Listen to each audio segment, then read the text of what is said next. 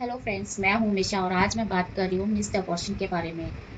Missed abortion होता क्या है? सबसे पहले तो ये बात करते हैं। अबॉर्शन एक ऐसा अबॉर्शन जो अबॉर्शन होना चाहिए था बट मिस्ड हो गया। मिस्ड मतलब आपका अपने आप अबॉर्शन ही हुआ, आपकी ब्लीडिंग स्टार्ट ही हुई और आपको आपके पेट में ही अभी तक जो भी बेबी है बट वो अपने आप अबॉर्ट नहीं हुआ, तो उसको ही मिस्ड अबॉर्शन हम अपनी मेडिकल लैंग्वेज में बोल देते हैं। तो मिस्ड अबॉर्शन मेरे साथ हो चुका है। मैं अपना आज अपना एक्सपीरियंस बता रही हूँ कि मैंने उस टाइम पे क्या फ़ील किया था, मेरे साथ क्या-क्या कॉम्प्लिकेशंस हुई थी।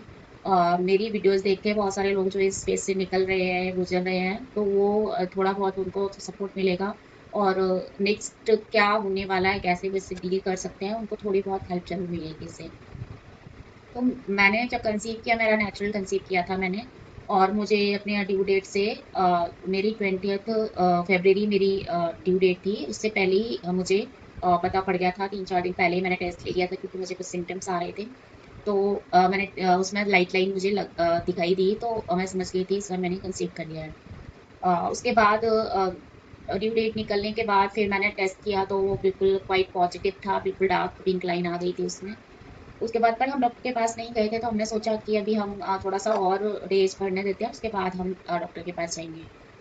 उसके बाद सब नॉर्मल था। मैं बहुत मतलब कि एक एक्सपेक्टेशंस में आ गए थे कि हाँ, अभी बेबी आएगा और हम उस हिसाब से प्लान कर रहे थे, खुश हो रहे थे। बट उस टाइम मुझे कुछ भी फ़ील नहीं हो रहा था। मुझे सिम्पटम्स वैसे नहीं थे कि मैं बहुत परेशान हूँ, कि मुझे लगे कि कुछ मेरे अंदर कुछ ख़राब है, कुछ वियर्ड हो रहा था। ऐसा कुछ नहीं था, जो प्रेगनेंसी के सिम्पटम्स होते हैं, वही थे। मुझे भी कॉन्स्टिपेशन हो रहा था, कुछ खाने का मन नहीं कर रहा या फिर ना मुझे हार्टबर्न टाइप का कुछ हो रहा था। मुझे यही सारा सिम्पटम था। तो ये मैंने नॉर्मल समझा, इस पे मैंने बहुत ध्यान नहीं दिया और ऐसे ही दिन निकलते गए। तो जैसे ही प्रेगनेंसी का ड्यू डेट का 1 वीक निकला, उसके बाद पता नहीं मुझे सडनली कुछ लगा कि मैंने अपने हस्बैंड को बोला चलो डॉक्टर के पास चलते हैं, वो कुछ मेडिसिन वगैरह स्टार्ट करेगी।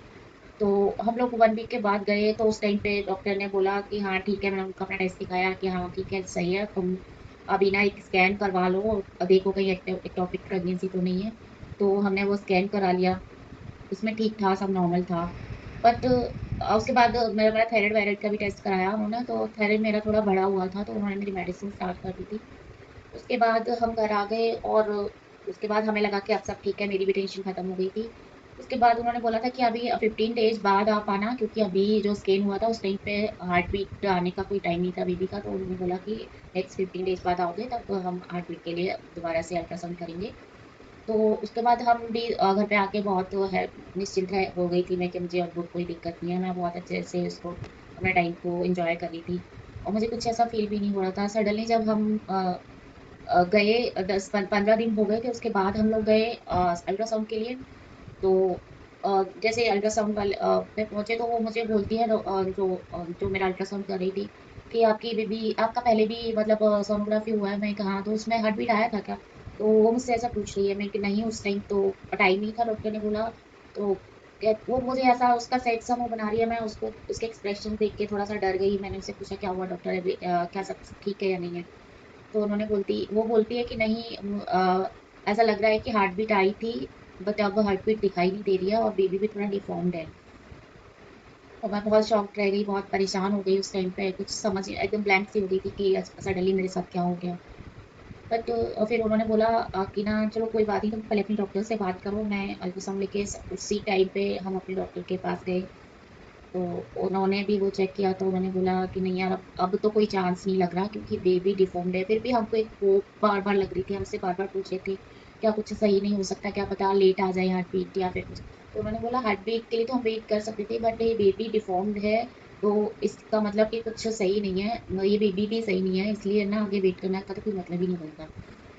तो फिर बट घर पे आ गए हम लोग, बहुत स्ट्रेस थे, बहुत टेंशन में आ गई मैं। फिर हमने सोचा कि हमें ना एक और ओपिनियन लेना चाहिए, तो फिर हम एक और डॉक्टर के पास गए। उन्होंने भी अल्ट्रासाउंड करा, सेम चीज़ उन्होंने भी मुझे बोली। ये मेरा अल्ट्रासाउंड है, सेम चीज़ उसने मेरा एक ये देखिए,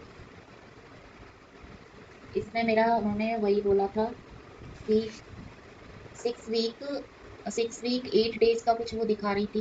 तो 6 अल्ट्रासाउंड वाली ने भी मुझे यही बोला था कि 2 डेज़ पहले तक हार्ट बीट थी, अभी नहीं है। और उसमें भी दोबारा हमने अल्ट्रासाउंड कराया, उसमें भी सेम डेज़ ही, सेम टाइम ही हमको दिखा रहा था। और उन्होंने भी बोला कि अब कोई चांस नहीं है, अब तुमको इसे अवॉइड ही करना चाहिए। तो उस डॉक्टर ने मुझे पिल्स दे दी, जो एमटीबी पिल्स आती है उसको हटाने के लिए। उन्होंने बोला था कि ना या तो 1 वीक या 10 डेज़ में तुमको खुद से ही ब्लीडिंग स्टार्ट हो जाएगी, अगर बेटर है तो तुम अभी पहले ही स्टार्ट कर दो अपना। घर पे आ गई, मैंने बहुत स्ट्रेस थी, मैंने कुछ वीडियोज़ देखे, तो मैं डर गई उस मेडिसिन के बारे में मैंने पढ़ा कि बहुत पेनफुल होता है, ये होता है।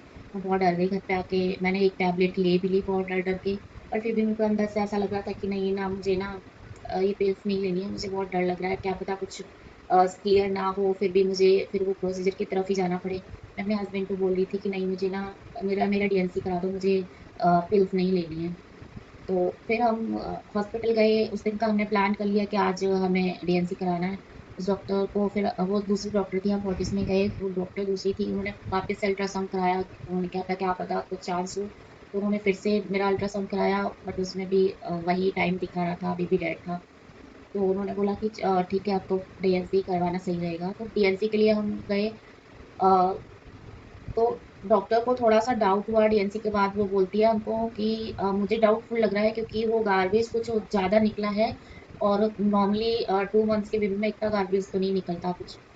तो फिर हम भी थोड़ा-सा स्ट्रेस में आ गए, तो हमने बोला कि हमें कैसे पता पड़ेगा? हम पहले से भी जानना चाहते थे कि क्यों मिसकैरेज हुआ, क्या रीज़न था, पता करना चाहते थे उसके बारे में। तो उन्होंने बोला ठीक है अगर आप और टेस्टिंग की तरफ जाना चाहते हैं तो ठीक है, इसके कुछ जेनेटिक्स टेस्ट होते हैं, आप वो करवा लीजिए। तो उसमें हमारे टेस्ट काफ़ी करवाए थे। एक ये टेस्ट थे, साइटोजेनेटिक नाम का एक टेस्ट कराया था और उसके बाद स्पेशलाइज्ड केमिस्ट्री हार्मोन्स का ये भी कराया था और एक हिस्टोपैथोलॉजी का टेस्ट भी कराया था, ये जानने के लिए कि क्या प्रॉब्लम थी, कोई जेनेटिक प्रॉब्लम की वजह से तो बेबी खराब नहीं हुआ। तो जेनेटिक कोई प्रॉब्लम नहीं थी, सब नॉर्मल था। बट हिस्टोपैथोलॉजी में उसमें मेरा प्रेगनेंसी जो निकला था वो पार्शियल मोल प्रेगनेंसी निकला था। ये देखिए, पार्शियल मोल मतलब इसके बारे में हमने कभी सुना ही नहीं था, कभी सोचा ही नहीं था, कुछ उम्मीद ही नहीं थी कि ऐसा भी कुछ होता है या फिर हमारे साथ हो जाएगा। तो हमने डॉक्टर से पूछा कि क्या है, हम बहुत डर रहे थे कि क्या नेक्स्ट टाइम भी हम प्लान करेंगे तो क्या तब भी ये प्रॉब्लम हो सकती है। तो डॉक्टर ने बोला कि आपका जेनेटिक टेस्ट सारे सही हैं, ऐसा नहीं है कि आपको कुछ प्रॉब्लम हो तभी पार्शियल मोल प्रेगनेंसी होती है। समटाइम्स ये फर्टिलाइजेशन का इशू होता है, तो फर्टिलाइज अगर ठीक से नहीं हुआ तो ये प्रेगनेंसी हो जाती है और उसके बाद नॉर्मल आप कंसीव भी कर सकते हो। तो उन्होंने पार्शियल मोल प्रेगनेंसी मुझे ये बताई थी कि इसमें मेरा एग जो नॉर्मल था, पूरा मतलब सही एग था, वो 2 मतलब कि क्या बोलते हैं, 2 मेल स्पर्म से कांटेक्ट हो गया, 2 मेल स्पर्म से 1 एग फर्टिलाइज़ हो गया, तो उसी को पार्शियल मोल प्रेगनेंसी बोलते हैं। इसमें कंप्लीट मोल प्रेगनेंसी भी होती है जहाँ जहाँ लेडीज़ का जो ओवम होता है वो एम्प्टी होता है, उसमें कुछ नहीं होता और वो फिर 2 मेल स्पर्म से फर्टिलाइज़ हो जाता है, तो वो कंप्लीट मोल प्रेगनेंसी होती है। तो मैं डीएनसी करा दिया, हम लोग घर पे आ गए, बट फिर भी मेरे दिमाग में ये था कि क्या है ये, मेरे साथ ऐसा क्यों हो गया? फिर मैं इसके बारे में वीडियो सर्च करती तो मुझे पार्शियल मोल प्रेगनेंसी के बारे में कोई इंडियन वीडियोज़ कुछ मिली नहीं है सच। और मैं चाह रही थी कि कोई मुझे अपना एक्सपीरियंस बताए जिसको देख के थोड़ा-सा मुझे हेल्प हो, मैं आगे के बारे में थोड़ा-सा निश्चिंत हो जाऊँ कि क्या प्रोसीजर होता है, कैसे इससे ना रिकवर कर पाते हैं। बट इंडियन वीडियोज़ में कुछ है मुझे ऐसा मिला नहीं उसके बारे में। क्योंकि शायद ये बहुत रेयर प्रेगनेंसी होती है और होती भी है तो लोगों को पता नहीं पड़ती। अगर मैं भी डीएनसी नहीं कराती, इतनी टेस्टिंग नहीं कराती तो मे बी मुझे भी नहीं पता पड़ता कि मुझे पार्शियल मोल प्रेगनेंसी थी। इसके बाद मुझे 4-5 डेज़ बाद मुझे वापस से डॉक्टर ने बुलाया तो उन्होंने बोला कि आपका बीटा एचसीजी आपका वापस टेस्ट होगा। मेरा उन्होंने टेस्ट करा दिया, बट उसकी रेंज काफ़ी हाई आई थी। तब मुझे पता पड़ा कि मुझे एक और प्रॉब्लम से डील करना है। अभी मैं एक प्रॉब्लम से निकली थी, अभी मुझे समझ में आया कि अभी मेरी प्रॉब्लम खत्म नहीं हुई है। उसमें मेरा बीटा एसीजी आया था 6558, मतलब ये 6500 कुछ अराउंड था, जो बहुत हाई था। तो उन्होंने बोला कि डॉक्टर ने बताया कि ये आपका कम होना बहुत ज़रूरी है। अगर ये कम नहीं होता है तो ये आपको एक कैंसरस टाइप की सेल्स बन जाती हैं, जो बनती जाती हैं, ग्रो करती जाती हैं। पार्शियल मोल प्रेगनेंसी में भी वो बेबी बनने की बजाय एक लाइक ऐसा बता रही थी, वो ग्रेप्स के जैसे गुच्छे होते हैं उस टाइप की वो बनती जाती हैं सेल्स, और वो बेबी डिफॉर्म्ड रहता है, वो सेल्स ग्रो करती जाती हैं। तो सेम मेरे साथ हो रहा था, इसलिए उनको गार्बेज ज़्यादा मिला था। तो मैं बहुत डर गई कैंसर का नाम सुन के। फिर उन्होंने बोला रिलैक्स, ऐसा नहीं है, सबको बहुत रेयर केस होता है जिसको ये कैंसर में कन्वर्ट हो जाए। तो आपका बार बार हर 15 दिन में इसको टेस्टिंग कराओ पीटीएस की, उसके बाद ये नॉर्मल हो जाएगा। उसके बाद हर 15 दिन में मैं टेस्ट कराती थी। उसके बाद वो 1200 आया, फिर 500 आया, फिर 2 महीने में जाके लास्ट में वो 50 भी आ गया। उसके बाद मतलब कि वो धीरे धीरे रिड्यूस हो गया।